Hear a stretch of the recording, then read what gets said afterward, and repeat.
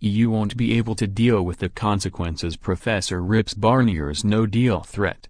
Professor Michael Dougan, an expert in EU law, said they won't be able to deal with the consequences of a no-deal Brexit. Mr. Barnier, the European Commission's chief Brexit negotiator, claimed parallel trade talks will probably start in March after the UK was deemed to have made sufficient progress in the first stage of talks. In the Prospect magazine interview, the Frenchman added there would be no way the UK would reach a bespoke divorce arrangement with the European Union.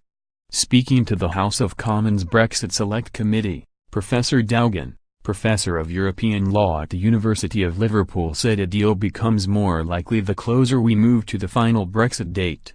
He said, "Everyone wants a deal, apart from some at the fringes.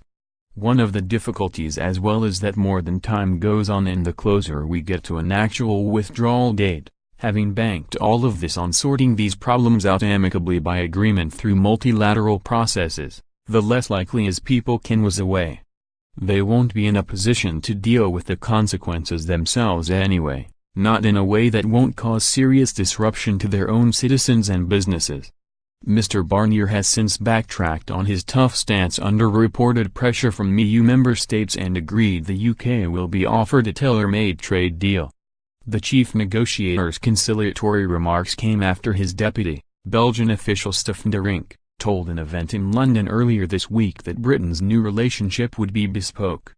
Mr. Barnier, logically for the economic side of our partnership we'll be working on the basis of an FTA along the same lines as what we negotiated and signed recently with Canada, also South Korea, and Japan more recently.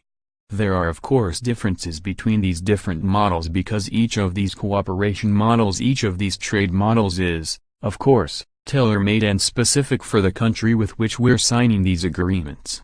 So there are differences. But it's the same approach, the same logic underpinning these agreements, and that will be the situation with the UK in the light of what they have said their position is themselves.